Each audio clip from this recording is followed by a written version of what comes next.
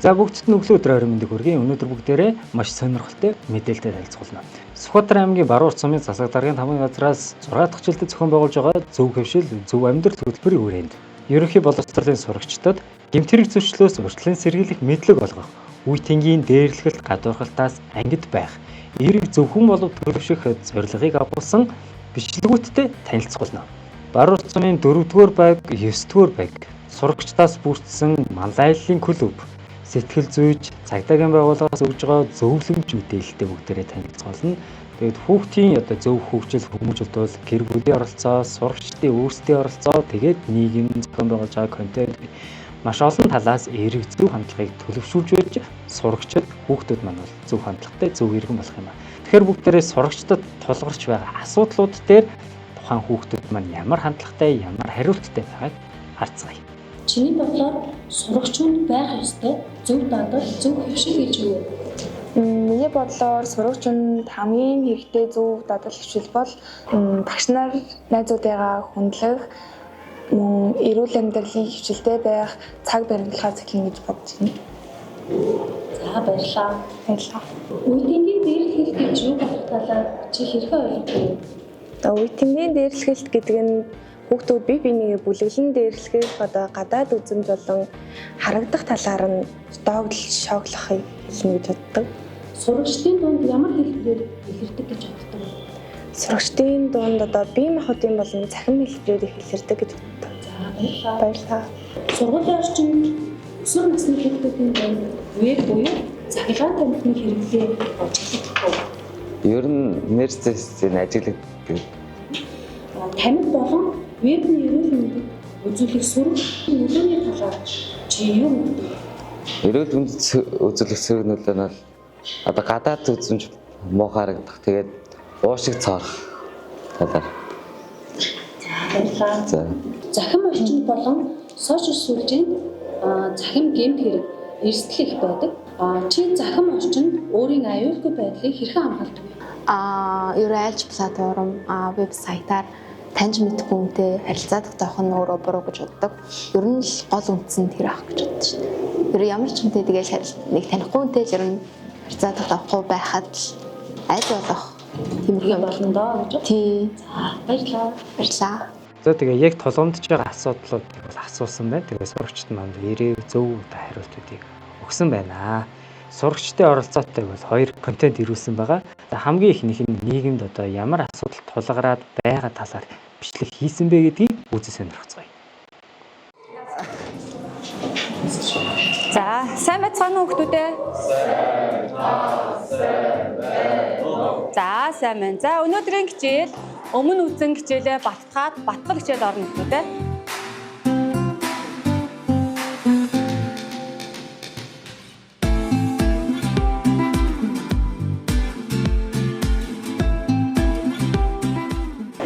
За, өнөөдөр манай ангид шинээр хүүхэд хичээж ирж байгаа. За, хэдүүлээ хүүхдээ хүлээн авч танилцъя. За, шинэ хүүхд ороод ирээрэй.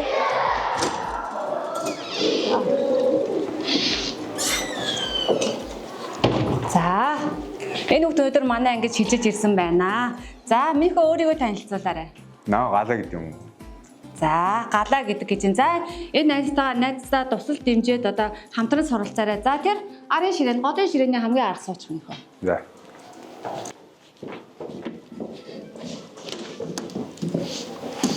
Сайн уу? Хоёул танилцъя. Наа Тэмүүжин гэдэг. Галаа. Чамбалаа нөө. Маа. Чи завсарлахаар юу гэх юм? Тусдаа хичээлээ хийдэ. Өөрхөн багч идэрхөө. Тэгээд юу вэ? За.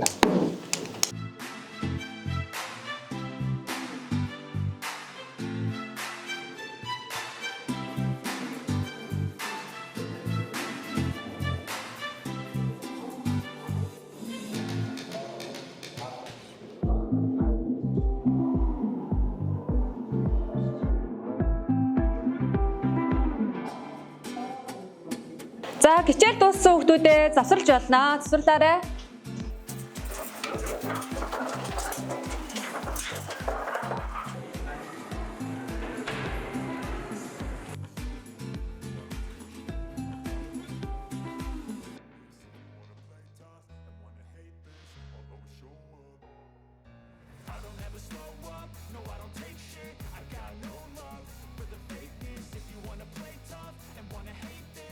Жаагаар нь зарчих. Чимээгүй намайг дагаа гэрээ.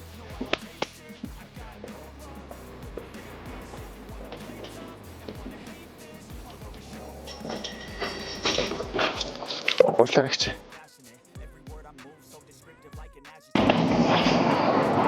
Ундагаас би аваагүй. Энд ч муруу хөш шүү дээ. Оо, юу вэ? Шинэ сургууль ямар вэ? Тэйлээ. Начи. Ингээ өгч. Шинэ таасан үстэй. Тэгсэн шүү дээ. За үгүй өгч. Юу бид хоёр тийм ирэхлийг болцсон шүү дээ. Тэр чаваа явснаас хойш тэглэж наа чинь буруу юм шүү дээ. Яснараа бидний зинзэл хортой гэдэг чимээ заалсаад байгаа. За ирсэн нэг юм. За бид хоёр хичээлтэй байна. Анда би ч нэг юм хэлэхгүй болохгүй юм шиг байна. Юу? Чиний саяны ундаа болголт веб гэдэг чинь одоо ч би ингийн зүйл юм шиг болсон. Дараа муур давуулж. Миний нэр зовоод анхаар байна. За нэрээс тийм ингээ сургуулийн хүчин төрөл богж ажиллах чанар буруу зүйл шүү дээ. Тийм шүү дээ. Болчих чинь тэгээ.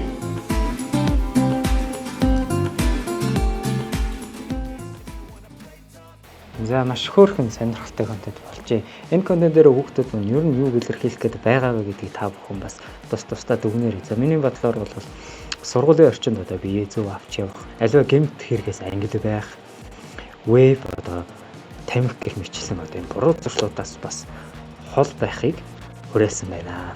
Бас найз нөхдийн хүрээлэл хүнд одоо зөв эерэг хандлагыг авчрах хэрэгтэй гэдгийг харуулсан контент болжээ.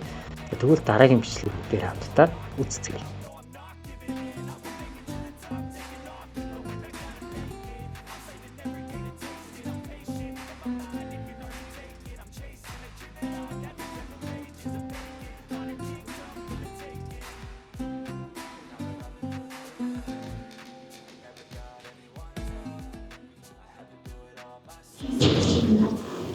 Хөөе, энийг хартаа ямар заваа юм бэ? Сэтгэн.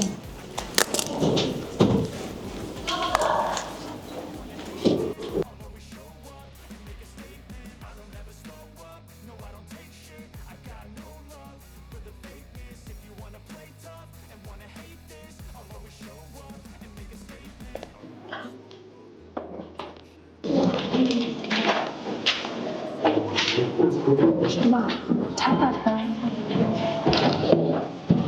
Ингэж болохгүй шүү дээ. Хоёул нэг юм хэлье. Тэгээ та гурав одоо боллоо. Нэгийг яах гэж ингэж дээ. Энд чинь дээрлэх гэсэн үг шүү дээ. Энд чинь буруу хөвшил шүү дээ. За хаалгасраа дуугаа ороо.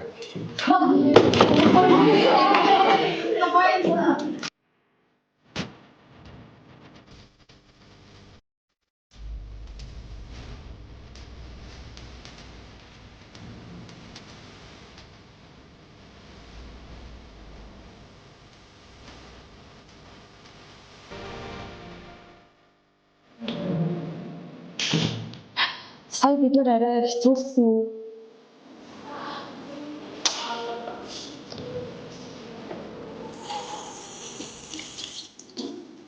Бидний уучлаарай.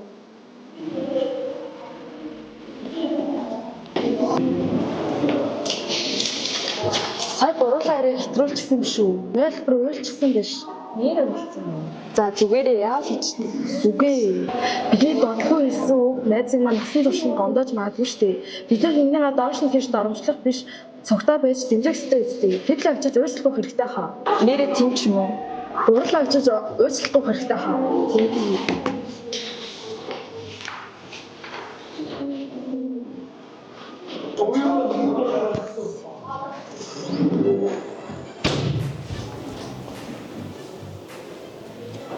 Хулаан бид нар жоохон муухай цан гаргачлаа.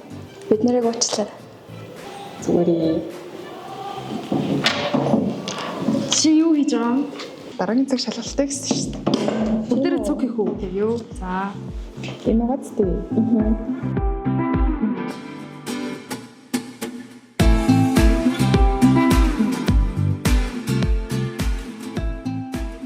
За маш сонирхолтой нийгэмд одоо зөв эерэг хандлагыг төвөрүүлэх юм бичлэг болсон байна. Тэгэхээр энэ үеийн дээрлэлт бол ямар ч хэлбэрээр одоо илэрч болохыг нэгдүгээр тааруулсан байна. Цахим дээр одоо хүний зургийг зөвшөөрлгөө тавих одоо нэгнийг гойшлох нь бол бас дээрлэлтийн хэлбэр юм аа. За үүний оронд одоо хамтран ажиллаж, хамтран суралцаж, нэгнийгээ дэмжиж, сонсож ингэж явах хэрэгтэй гэдгийг эерэг зөв хандлагыг бол энэхүү контентээр хүргэсэн байна. Мөн одоо цахим орчны зөв зохистой хэрэглээ, ёс зүйг баримтлахыг бол уриалсан байна гэж харж байна. За одоо бүгдээрээ цагдаагийн байгууллагаас эрүүлсэн өсвөр насны хүүхдүүдэд гэмт хэрэгтэй холбоотойгоор ямар хууль эрх зүйн одоо арга хэмжээ авдаг, мөн одоо ямар гэмт хэрэг сүүлийн жилүүдэд хамгийн их одоо тохиолдоод байна вэ гэсэн тоон мэдээлэл судалгаатай танилццгаая. За сайн байцгаана уу? Сүхбаатарын цагдаагийн газрын хүүхдийн асуудал хариуцсан ахлах мэргэжлийн цагдаагийн хошууч энх хад байна. Та бүхэндээ одоо өсвөр насны хүүхдүүдийн гэмт хэрэг зөрчилд ямар байдлаар холбогдоод өртөөд байгаа талаар товчхон мэдээлэл сэрэмжлүүлгийг хүргэх гэсэн юм аа. За зөрчлийн тухай хуулийн тодорхой 5 бүлэгт одоо 14-өөс дээш насны хүүхдэд хариуцлага оногдуулахаар ингэж заасан байдаг. Тэгэхээр одоо зөрчлийн тухай хуулийн 8-6 буюу бага хэмжээний хулгай мансуурсан бол, за тэгээ эрхийн үнэлэхгүй тээврийн эрсч жолоодсон бол, за тэгээ жагсаал цуглаан зохион байгуулахад оролцсон бол, за тэгээд танхаарах гэсэн 5 төрлийн зөрчлийн арга хэмжээд одоо 14-өөс дээш насны хүүхдэд 14 наснд хүрсэн хүүхдэд одоо зөрчлийн тухай хуулиар хариуцлага оногдуулж болно гэж заасан байдаг. Тэгэхээр одоо аймгийн хэмжээнд бас баггүй цаашил орчинд яригдаад байгаа өсвөр насны хүүхдүүд дэлгүүрээс чихэрж янз бүрийн байдлаар хулгай хийгээд байна гэсэн мэдээлэл мэрсээр явдаг болсон.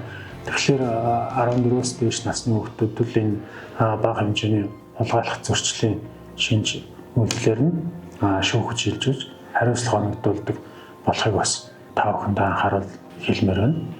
За дараагийн дугаарт өсвөр насны хүүхдүүд хөт өвгүүд маань цахим орчинд бас илүү нээлттэй, илүү идэвхтэй байдгаараа бас гэмт хэрэг холбогдох, хохирох асуудал сүүлийн үед ихсээр байна. Тэгэхээр цахим орчинд манай хүүхдүүд маань аль болох өөрийн хувийн мэдээллээ байршуулахгүй байх. Цахим орчинд пост нийтлэлийг цагийн зөрүүтэй эснээр та өөрийн аюулгүй байдлыг хамгаалах нэг үйлдэл болох юм аа. Үеийнгийн дээрлэлтийн талаар манай цагдаагийн байгууллагаас бас аймгийнхаа ерөнхий боловсролын сургуулийн донд ахлахангийн сурагчдад яриа таниалга мэдээлэл хийхдээ давхар санал асуулгыг авсан байгаа. Санал асуулганд нийтдээ аймгийн хэмжээнд нэг 5000 орчим сурагч хамрагдсан санал асуулгын дүү мэдээ нэгтгэгдсэн байт юм аа. За энэ дүү мэдээгээр одоо нэгдсэн тайланд нь болохоор за хил амаар доромжлох хамгийн өндөр түвшинд буюу нийт судалгаанд аврагдсан хүмүүсийн 42% хил амаар доромжлох үеийнгийн дээрлэлтэнд өртсөн. За дараагийн дугаарт хотлороо тараах мөн түгээмэл 32% хотлороо тараах юм дээрлэлтийн шинжид өртсөн гэсэн. За дараагийн дугаарт болохоор гадаад төрхөөр ялгуурлах нь донд түвшинд буюу 22%-тай бас өртөж байсан гэж хариулсан байна. За цахим дээрлэлтэнд харьцангуй бага манай аймгийн хэмжээнд бас нэг 16% цахим дээрлэлтэнд өртсөн гэсэн хариулт өгсөн байна. За дараагийн дугаарлалт нь болохоор дээрлэлтийг ажигласан сурагчид харж байсан сурагчид тэгэхээр бас нэг 25% харж байсан гэсэн хариултыг өгсөн байт юм. За тэгэхээр энэ сургуулийн орчинд сэтгэл зүйн дээрлэлт одоо бас давмгаалж байна гэж үзэж байгаа учраас сэтгэл зүйн дээрлэлт гэдэг нь одоо цаана дээрлэхүүлж байгаа хүүхдэд бие махбод болоод сэтгэл санааны хувьд маш их хохиролтой байдаг зөв шүү гэдгийг бас анхааруулж хэлье. За тэгэхээр бүгдээрээ өсвөр насны хүүхд гэмт хэрэгт холбогдвол одоо хууль зохицуулалтаар бол ямар одоо хариуцлага ногдуулдаг вэ талаар танилцлаа. Мөн үг хэлээр доромжлох энэ хүүхдийн дээрлэлт бол 42% маш өндөр байна гэдгийг харлаа. Тэгэхээр хүүхдүүдэд энэ нь бол эргүүлээд сэтгэл зүйд маш одоо том хөрөг нөлөө үзүүлдэг талаар сая цагдаагийн байгууллага маань мэдээлж байна. За тэгвэл баруун цамын засаг даргын 5 газрын дээрэгдэх одоо сэтгэл зүйч энэ өсвөр насны хүүхдүүдийн сэтгэл зүйтэй холбоотойгоор яг ямар мэдлэг мэдээлэлтэй байх ёстой талаар ямар зөвлөгөө өгөхийг хамтдаа сонсцгоё. За сайн байцгаана уу, намайг Буянзэ гэдэг. Би баруун цамын засаг даргын 5 газрын дээрэгдэх сэтгэл зүйн төвийн сэтгэл зүйч хүн байна. Тэгэхээр баруун цамын засаг даргын 5 газар бол зөв хөвшил, зөв амьдрал хөтөлбөрийг хэрэгжүүлэн ажиллаж байна. За ингэхдээ хоёр сэтгэл зүйчтэй маань иргэдтэй ганцаарчлан зөвлөгөө, бүлгийн уулзалт, сургалт онцлогоо гэсэн чиглэлээр үйл ажиллагаа хийгээд явж байна. За Өсвөр насны хүүхдийн сэтгэл зүйн онцлог бол яг энэ үед ихээр маш докторгүй нэг талаас болж ирдэг. Нөгөө талаас бас би хэм бэ, би юунд дуртай юм бэ буюу бигээ олж эхэлж идэг. Тэгэхээр энэний цааш шалтгаан нь хүүхдийн дааврын өвчлөлттэй нэг талаас шууд холбоотой. Нөгөө талаас тархины өвчлөлттэй шууд холбоотой гэдэг бахны. Өөрөөр хэлбэл одоо хүүхдийн сэтгэл хөдлөл маань нэг болохоор огц өмгсөх, нэг болохоор уурах буюу хинтээж дугармааргүй, харьцмааргүй санагдах. Энэ тохиолдол бол хэвийн буюу энэ насанд илэрдэг онцлогоо гэж ойлгож байна. Тэгэхээр үүний цааш шалтгаан нь түрүү хэлсэнчлэн тархины хөгжил буюу хүний тарих дунджаар 25 наснд хөгж дуусдаг. Тэгэхээр хамгийн сүүлд нь бидний тархины урд хэсэг буюу тухны артлын хэсэг хөгж дуусч идэг. Энэ тарих маань хүний сэтгэл хөдлөлийн мэдрэмжийг зогсоолж өгч идэг хамгийн ухаалаг тарих учраас энэ үед одоо өсвөр насныхан маань энэ сэтгэл хөдлөлөө хянаж чадахгүй байх тохиолдол арах нь элбэг. Тийм учраас яг энэ чухал үедээ, чухал шийдвэр гаргаж байгаа үедээ найз нөхдөдөө ярилцах, бусдаас дэмжлэг авах энэ нь бол хэвийн зүйл. Буцаагаад найз нөхөд болон эцэг их асран хамгаалагч бол өсвөр насны хүүхдэд дэмжих, ярилцах, сонирхох гэдэг үйлдэлүүдийг буцаагаад гаргах нь зохистой. За баярлалаа. Тэгэхээр сэтгэл зүйч хэлж байгаагаар бол өсвөр насны дээр хүүхдүүд сэтгэл зүйн одоо энэ докторгүй байдаг учраас одоо найз нөхдөдөө ярилцах, томчуудаас зөвлөгөө авах байдлаар сэтгэл зүгээ зөв өдөртөх хэрэгтэй байх нь байна. За мөн гэр бүл, багш, нийгмийн хүрээлэл бол хүүхдэд гэр зүг одоо сэтгэлдийг төрүүлэх, сэтгэл зүйн хувьд эрүүл байлгахыг анхаарах хэрэгтэй байдаг байна. Тэгвэл үе тэнгийн дээрлэхэд хүүхдийн сэтгэл зүйд хэрхэн нөлөөлдөг талаар сонсцгоё. Үе тэнгийн дээрлэхэд өртсөн өсвөр насны хүүхдүүдийн хувьд бол маш их сэтгэл зүйн хувьд хохирол амсж идэг. Өөрөөр хэлбэл одоо энэ тохиолдолд хүүхдийн өөрийн үнэлэмж шууд буурч эхэлдэг. Тэгэхээр өөрийн үнэлэмжинд буурсан хүүхэд аливаа зүйлд оролцохгүй байх, бусдаас өөрийгөө тусгаарлах гэх мэтчлэн зүйлсээс өөрийгөө нийгмээс одоо ингэж тусгаарлаж эхэлж идэг учраас өсвөр наснаараа маш олон боломжуудыг, маш олон одоо амжилтаа алдчих тохиолдол байдаг. Тэгэхээр одоо санаатай болон санаандгүй үйлдэлээр би бинийгээ дээрлэх, би бинийгээ ялгарлан гадуурхах гэдэг бол тухайн хүүхдэд үлдэж байгаа насан туршийн охирол учраас хүүхдүүд маань аль болох сэтгэл хөдлөл үйлдэлээ цэнгэж байх нь зүйтэй байх нэ. За тэгэхээр үе тэнгийн дээрлэхэлд захин дарамт одоо энэ гадуурхалтын хэлбэрүүдээс болоод хүүхэд одоо өөрийн байр сууриа илэрхийлэх, нийгэмд өдөх санаачлагтай байх, ур чадвараа харуулах, хөгжиж боловсрохыг нь хязгаарлаж байдаг байна. Тэгэхээр энэ бол ерөөсөө чимээгүй дайсан байх нэ. Өсвөр насны сурагчид маань бие биетэйгээ эм наримталтай хамтдаа өсөж дэвжиж мөн томчууд моданы эцэг их багш нараасаа зөвлөгөө авч байх нь хамгийн чухал байх нь харин эцэг их асран хамгаалагч нь тухайн хүүхдийнхээ сэтгэл зүйг уншилж ярилцаж хамтдаа цагийг өнгөрөөж явах хэрэгтэй байна. За түрүүнд эхлэхэд л хэлсэн тийм ээ, зөв хөвшил, зөв амьдрал хөтөлбөрийн өрөөнд ирнэ. Ерөнхий боловсролын сургуулийн сурагчдад зөв үлгэр дуурайлал, зөв амьдралын хөвшлийг олгохоор бол энэ хөтөлбөр маань хэрэгжиж байгаа. За тэгээд энэ контентэнд болохоор 4-р байг, 9-р байгийн хамт олон тэгээд цагдаагийн байгууллага, за манлайлал клубын сурагчдад бол оролцсон байна. Сайн байцгаана уу, шинэ үеийн манлайлал клубээс мэдчилж байна. Манай клуб нь 2025 оны 5 дугаар сарын 1-нд байгуулагдсан бөгөөд хүүхэд гэр бүл хөгжил хамгааллын газарт хариалагддаг. Мөн одоогоор 22 гишүүн 6 удирдах зөвлөл, санаачлагч, сонсогч, нөлөөлөгч гэсэн тус бүлэг танхим хуваагдсан үйл ажиллагаагаа явуулж байна. Манай клуб нь нийгмийн асуудлыг судлан түүнийг хамтран шийдвэрлэж ирээдүйд хариуцлагатай, эргэн болж төлөвшүүлэх зорилготой ба та манай клубт элснээр үзэл бодлоо чөлөөтэй илэрхийлэх, бусдад нөлөөлөх, шинийг санаачлах гэсэн олон төрлийн ур чадвар эзэмшнэ. Мөн бид сэтгэлийн тус нэртэй сайн дурын үйл ажиллагааг амжилттай зохион байгуулсан бөгөөд Сүхбаатар аймгийнхаа баруун урт сумын ахмадуудын гэрт нь очиод хашаа хороог нь янзалж өгөх, усыг нь төхүүлж өгөх, хэрэгцээд гарын бэлгээр хангах гэх мэтээр ажилласан байгаа. Шинэ үеийн манлайлагч клуб нь жил болгоны 5 сард бүх нийтээр мод тарих аянд нэгдэж нийт 150 мод тарьсан. Нэг хүн нэг мод тарьснаар их дэлхийдээ том хөв нэмэр оруулж чадна. Бид Сүхбаатар аймгийн баруун урт сумын засаг даргын тамгын газартай хамтран үе тэнхиндээ нөлөөлсөн контент гэдэг. Ялангуяа өсвөр насныхан болон залуусын үзэл бодолд контент нь маш хүчтэй нөлөөлдөг. Манай клуб нь өсвөр үеийнхний гар утасны зохистой ашиглаж чөлөө цагаа үр бүтээлтэй өнгөрүүлэх тал дээр уриалан ажилладаг. Үүний хүрээнд бид e-спорт болон сагсан бөмбөг тэмцээн зохион байгуулсан байна. Шинийг сэтгэж ирээдүйг өнгөлөн. Бид бол шинэ үеийн манлайлагчид. Үе тэнгийн найзуудаа зөв хөвшил, зөв амьдралд уриалж байна.